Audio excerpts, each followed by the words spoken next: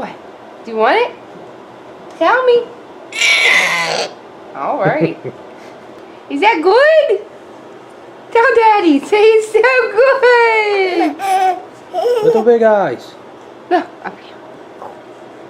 It's so good, Dad. She don't care. She just wants the food. I wonder where she gets her eating from. You want more? More? You want it? You want it?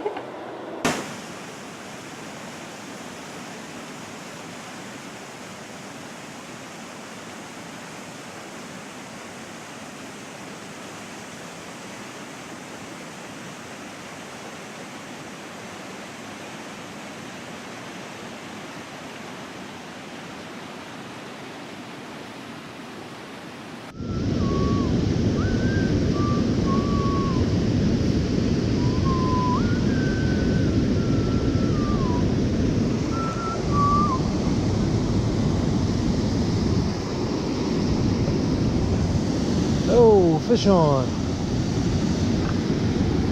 All right. Well, hello, 00 crew. Welcome to Obsession Outdoors. Swing 'em in. We got ourselves a rainbow, stocked rainbow, here at the Daniels area, Patapsco River in Howard County, Maryland. I think this is Howard County. Beautiful rainbow. That's food right there, so sorry to all you trout lovers out there, but this is a 2 trout per day person, 2 person, what? 2 trout per person per day area. Sheesh, spit that one out. They just stocked 1,800 in here the other day. The conditions are super tough. It's very, very, very powerful water coming down through here. Normally it's probably about half this. I've been fishing already for about an hour and a half and haven't caught anything. This is my first fish. So I'm gonna try for one more, hopefully get my limit. And then we will be good to go for this little start of the year catch and cook rainbow trout video. So without further ado, let's get this guy off and try to get us one more. All right, so when the conditions are this tough, it's very, very difficult, like I said, to find water that you can effectively fish for the trout. I mean, they're gonna hold in the calmer places like this, but there's so much current above the bottom where the trout are hanging that you need a lot of weight to get down to the bottom, or you just gotta be really patient and hope the current takes your bait naturally down to them. So what I've been doing is I have a split shot about a foot above, and I have this little pink worm. If any of you guys don't know, for trout, for stocked rainbows, pink is the magic color. So I have it Texas rigged on this little tiny egg hook, and that's all I did was just throw it out in the current, let the current naturally take it wherever it took it, completely let my line slack. And because I'm keeping this fish, I'm not worried about them swallowing it, so I don't need to feel tension to feel when they first bite. And after about 5 minutes, tighten the line up and hope there was one on there, and bam, he was. So like I said, let's try to get another one. As you can see right here from the backwash from the dam, there's only one little spot in this entire area right here that is no current at all. There's current rushing around the outside there, there's current rushing around this whole inside. This one little pocket, about a 5-foot radius, is where your bait has to not only be presented, but it has to stay in that area all the way down to the bottom without any other current moving your line out of that spot. That's why it's so difficult. Oh no, I had a bite.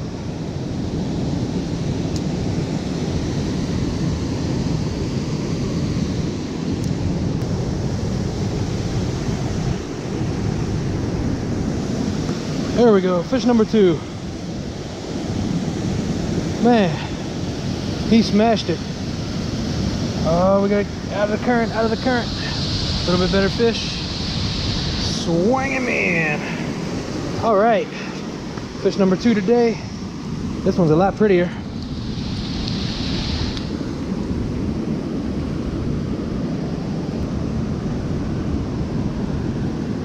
This one is much prettier. Obviously a stock trout though, those pec fins are pretty much gone. I wonder why that is. What happens in the hatcheries to where those pec fins just go kaput? I have no idea, but if you notice on that one and that one, both of the pec fins are gone.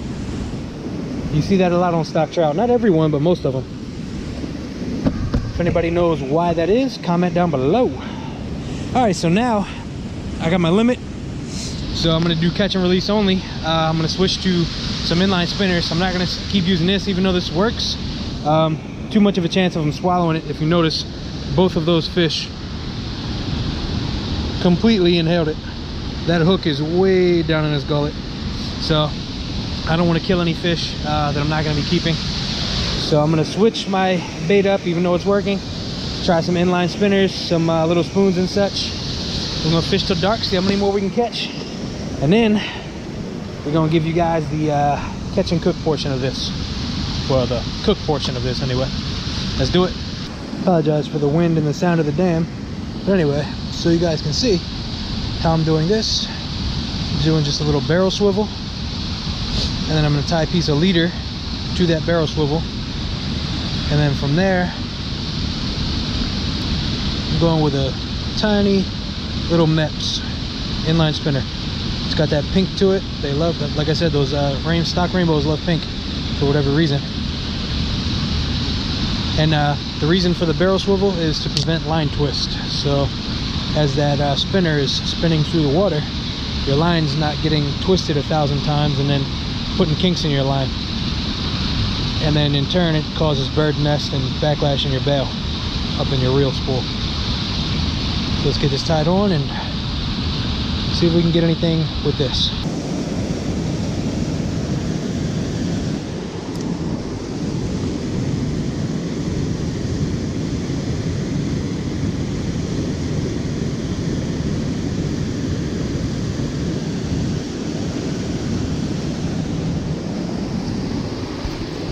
Well, hopefully I don't lose this on the first cast. If I do, we're going home. Well, that snapped off, so we're heading on out of here. Pretty simple. You just take the knife, go in, fillet down, then you're gonna flip the fillet off. That's how you get this. Then you're gonna put your knife along here, and then just run your knife flush around the whole thing, and it comes out completely boneless,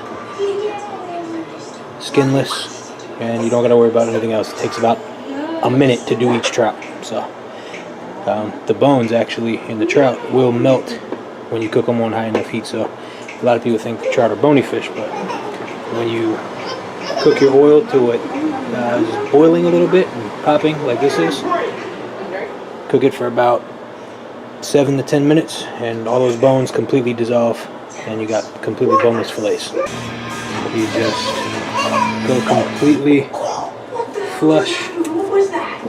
Just work the tip of your knife down the fillet and take the skin right off. Works a lot better on an actual cutting board, but you get the idea. Boom. There you go. Baby creature, what are you doing? I don't speak monkey. You just take cold water, rinse your fillets, get all the junk completely off of them. Come out nice and clean like that. I'm gonna take that. Get the mayonnaise on it. Not in globs, but just enough to coat it. Once it's coated, you can take that, dip it in your fry. Just get enough to cover all of the fish and the mayonnaise completely. Whoops, sorry, camera wasn't even on it. Okay, dip it in the fry, enough to cover all of the fish and mayonnaise completely, just like that. Then you do all four just like that, and then they're ready to throw in the fryer. So with catfish or other species, mainly catfish, I like a deep fry in mustard for the flavoring. So this mayonnaise is for flavoring, but it's mainly just for helping the breading stick to the fillet. Water sometimes works with certain breadings, but other breadings it doesn't. This particular breading Water doesn't work, so I use a little bit of mayonnaise. It does help with the flavoring too, but like I said, it's mainly for just helping the breading here to stick to the filet while it's being fried. Just cover them up real nice. Make sure all of it's covered.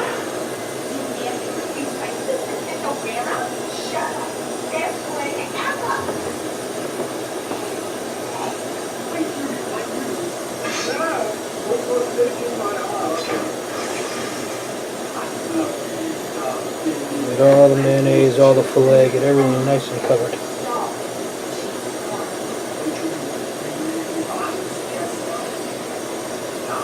Then, once you get that done, you're just gonna wrap them in.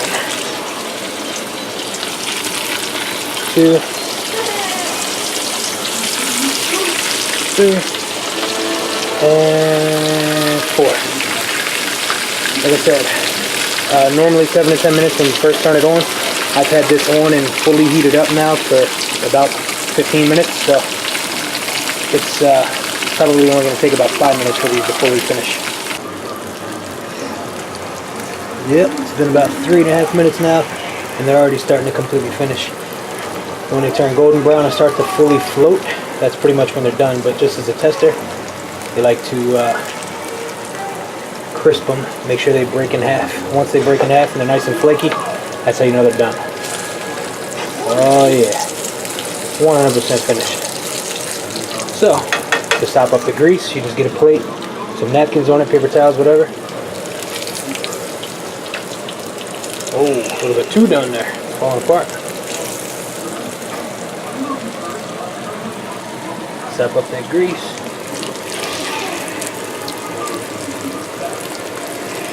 And yeah, you don't have to flip them or anything. In the deep fry like this isn't even a really traditional deep fry, but as long as they're completely covered in grease, it's considered deep frying. You don't have to flip them. The grease covers everything, so the heat just thoroughly cooks it all around. And again, with this method, unless you like them really, really crispy, you want to make sure that you take them off relatively quick and really watch what you're doing, because you don't want them to burn, and they will burn super fast. So, fish is done. I take it off of the plate with the greasy napkin. That way it's not floating in grease. Break it up, that way it cools off a little quicker. Smoking here. And you got beautiful food.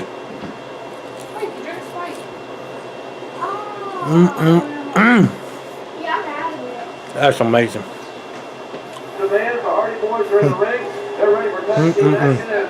I'm gonna eat the rest of this. Y'all get out there, enjoy the outdoors. Until next time. Peace. Sorry.